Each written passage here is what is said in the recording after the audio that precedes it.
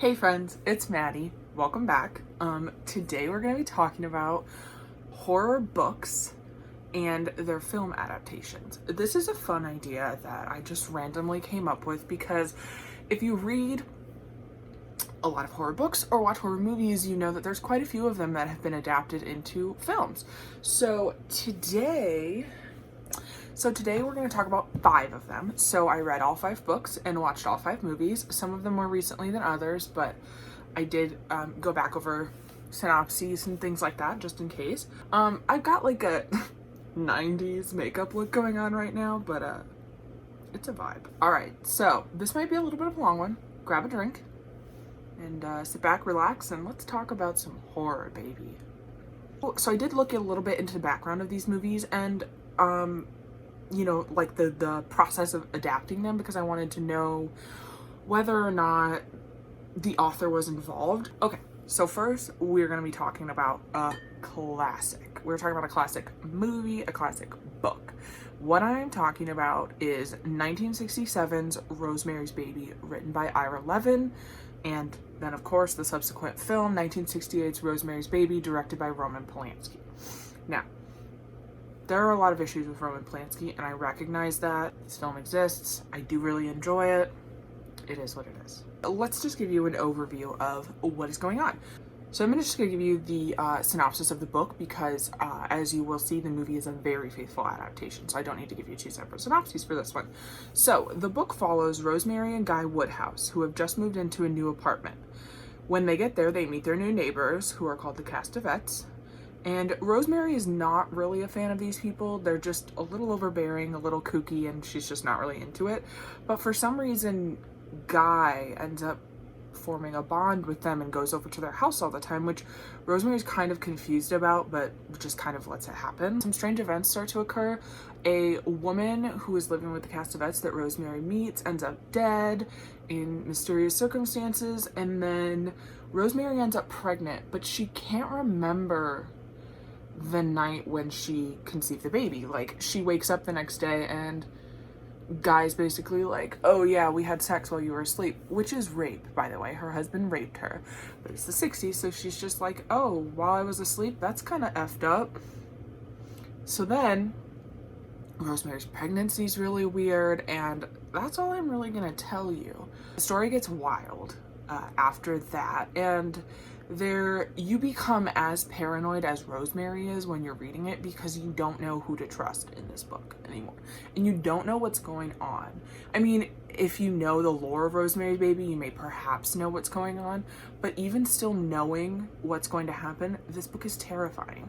I think I read it in a couple days, and it was just like, what is going on? Because I had never seen the movie. I read the book before I saw the movie because I had never seen the movie. It's just, you know, one of those movies I missed out on. So yeah, in terms of the book, it's just a horrific story that's essentially about people that you love and people that you come to trust maybe betraying you, and even the people that you should be able to trust in are the people that you can't trust in. And it's also a story about the lengths that people will go to get what they want.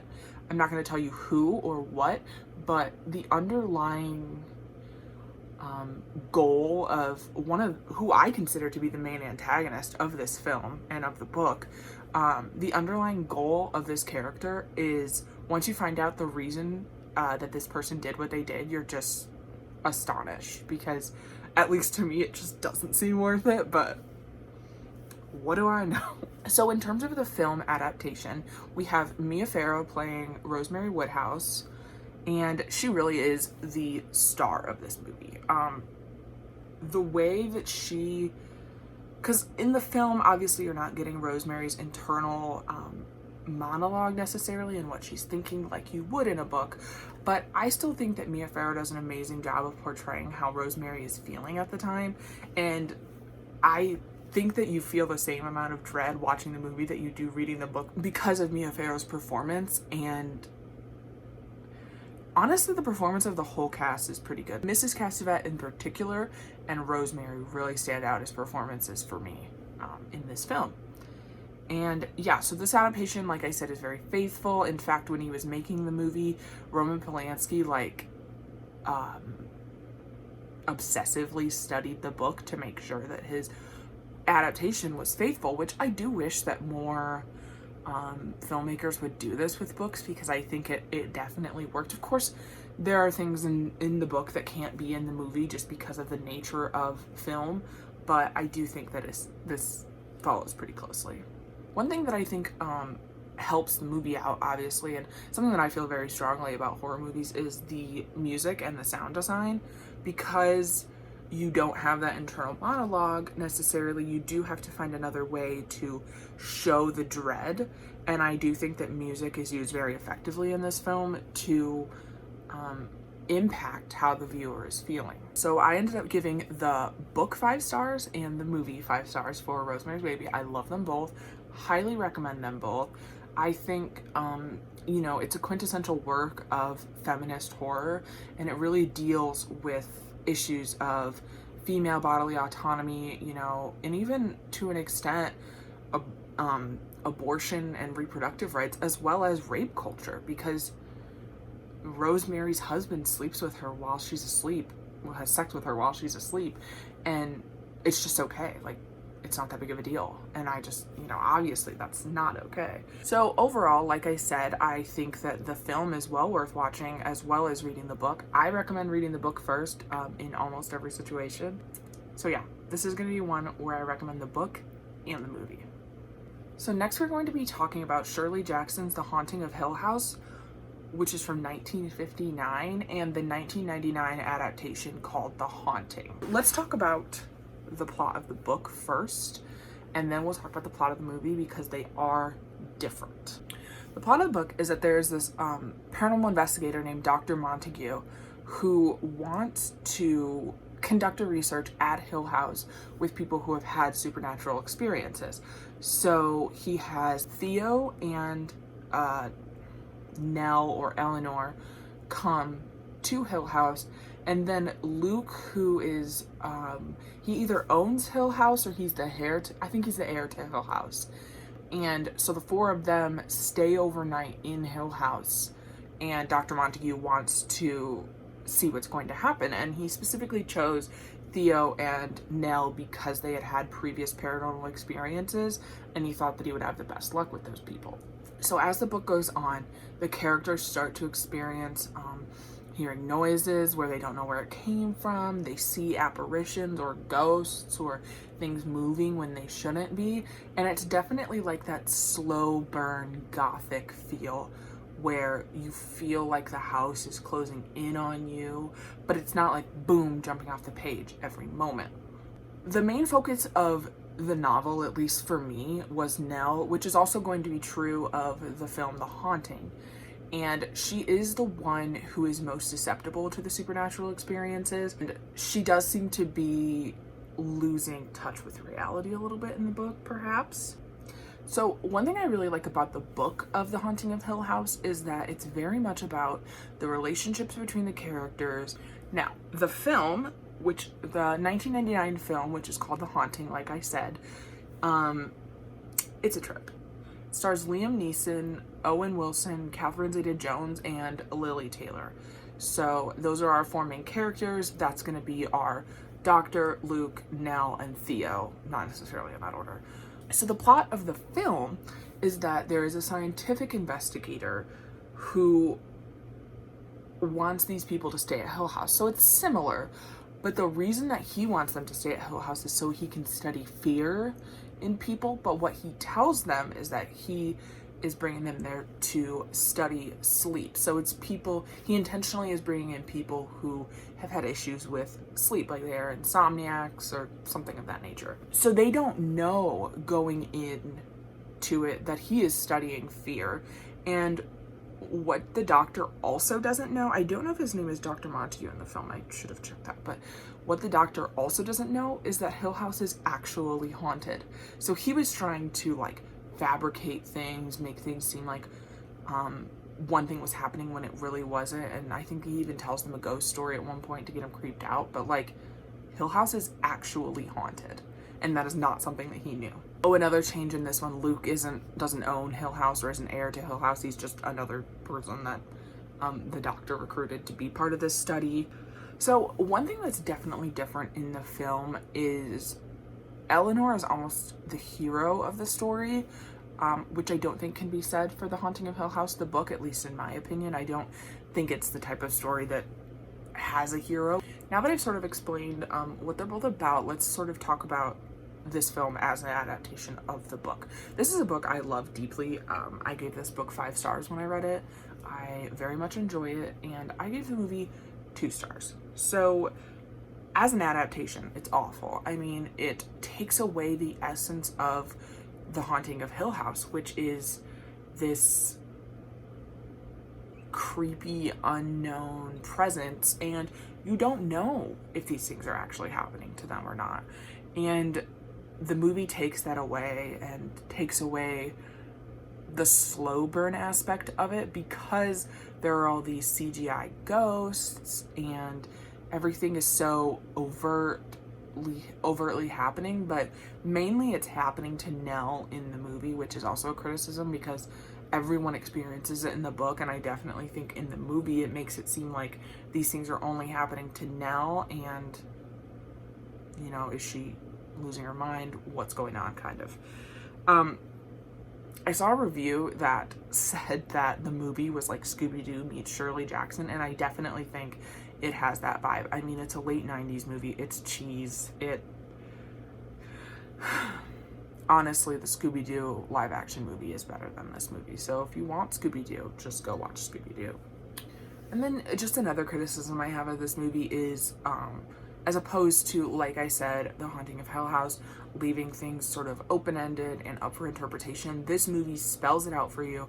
It takes your hand the whole time, leads you down the path it wants you to take, and this is the movie. That's it. So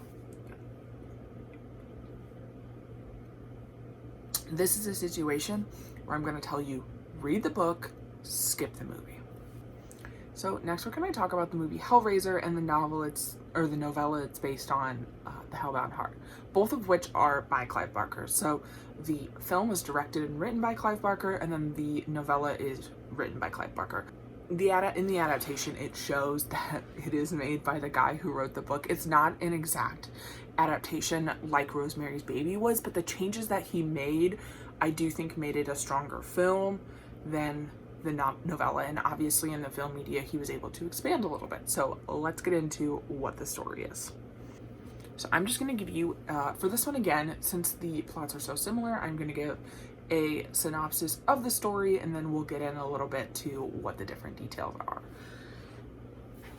So we start both the film and the novella with this character Frank, and he's a man, and he has bought this box, this like puzzle box at some sort of market or something, and he's really into sadomasochism, and essentially he's looking for what he thinks this box is going to give him is women who are going to come torture him and sexually pleasure him at the same time. But what he gets is not that. What comes out of it are what are known to us now as Cenobites, the most famous of which is Pinhead, my boyfriend. So like I said, Frank buys this puzzle box. He takes it back to, I think it's his house, or it's like the family house or whatever.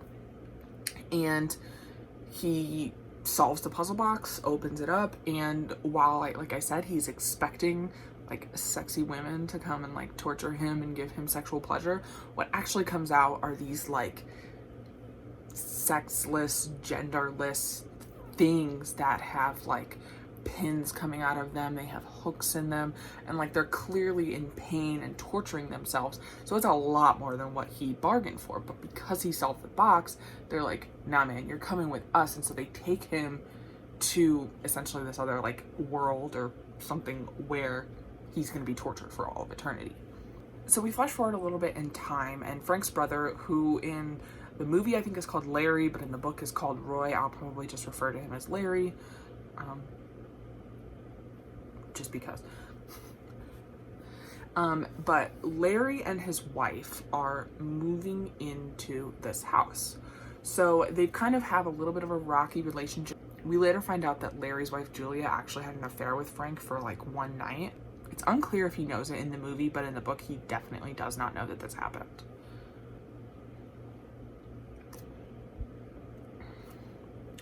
And then Kirsty comes along, who in the movie is Larry's daughter, but in the book she's just someone who I think works with Larry and is like in love with him.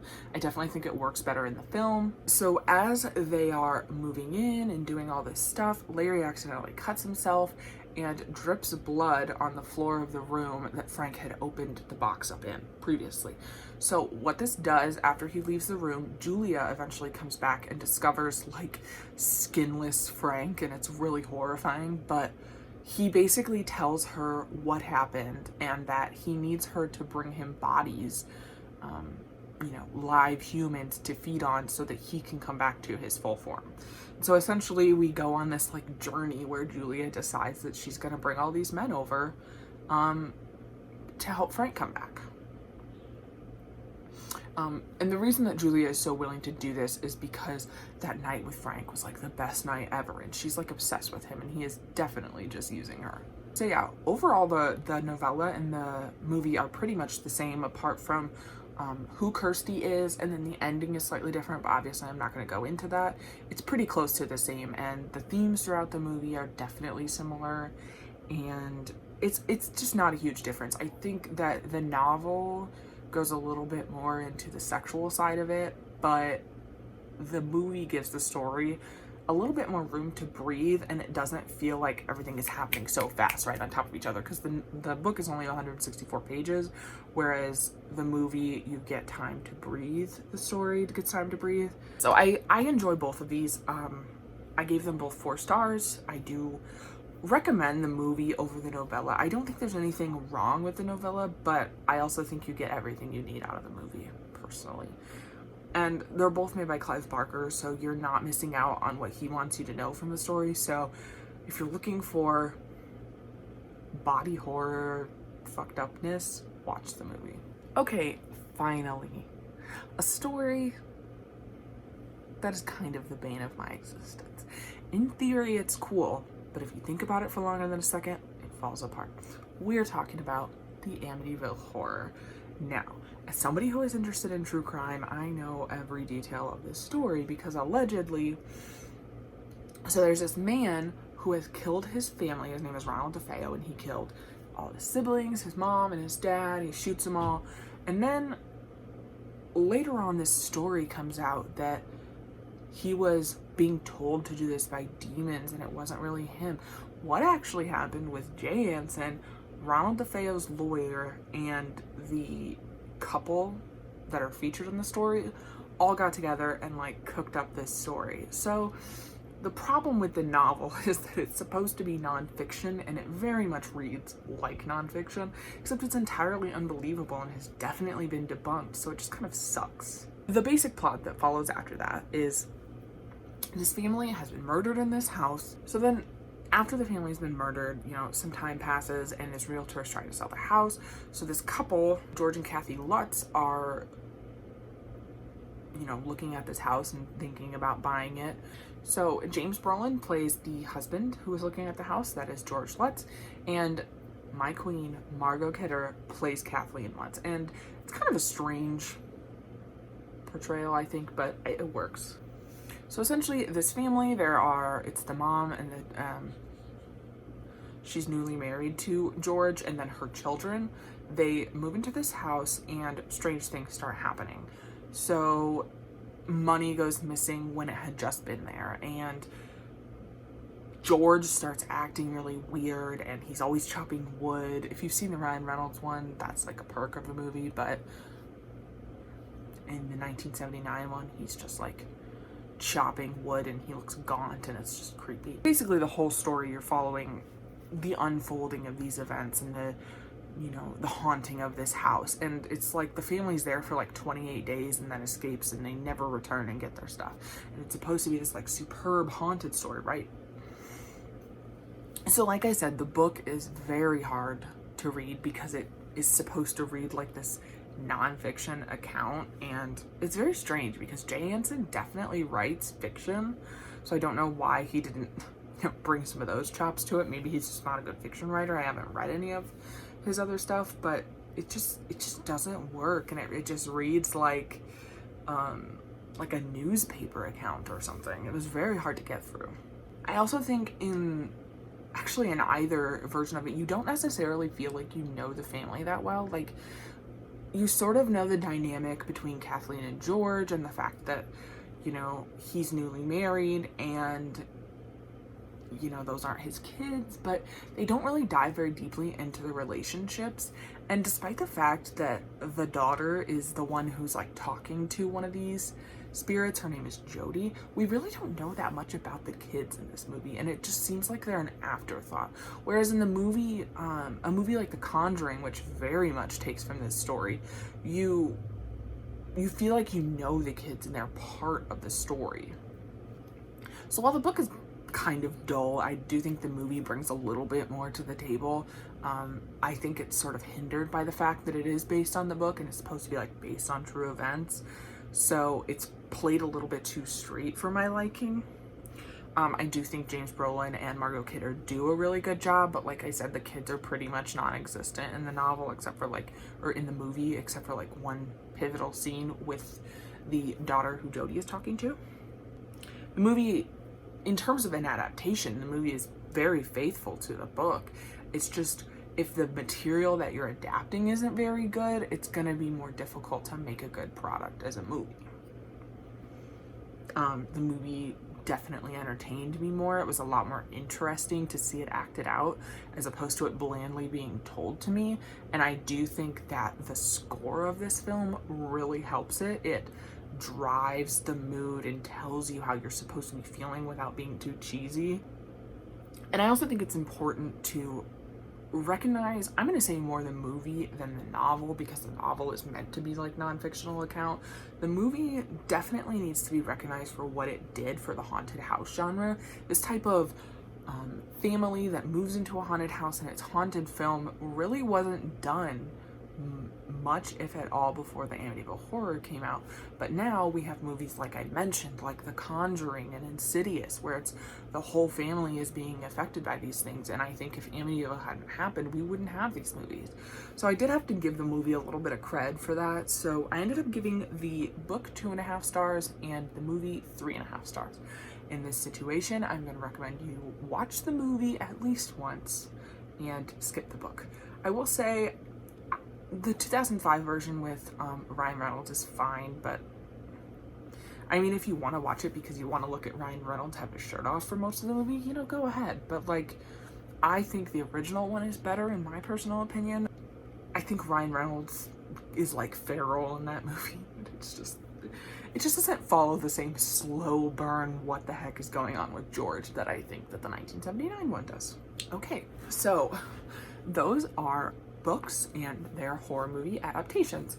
I have a whole lot longer of a list where I've either read the book or watched the movie or neither that I would like to get to for this, but I would love to hear your suggestions. Maybe what's your favorite horror book to movie adaptation? Do you prefer the book? Do you prefer the movie? What are your opinions on the movies and books that I've mentioned in this video? Obviously these are just my opinions, so you might think I'm totally wrong and that the Amityville Horror book is amazing. Please tell me, I would love to know. That's gonna do it for me.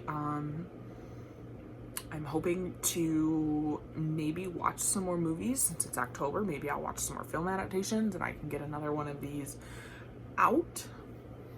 But yeah, this is definitely going to be a series and I'm very excited about it. I am trying to blend a little bit more film content into this channel because I do really like horror movies as well as books. And again, don't have very many people to talk about those things with in my personal life, so this is sort of my outlet. But yeah, if you like the idea of this video, please give me a like. And like I said, please comment down below your favorite book to film adaptations. If you would like to see more videos about horror movies, horror books, and their adaptations, please subscribe. And yeah, I think that is going to do it for me. I hope that you're having a good day, that you're watching lots of spooky movies and reading lots of spooky books in October. that's gonna do it for me, and I will see you next time.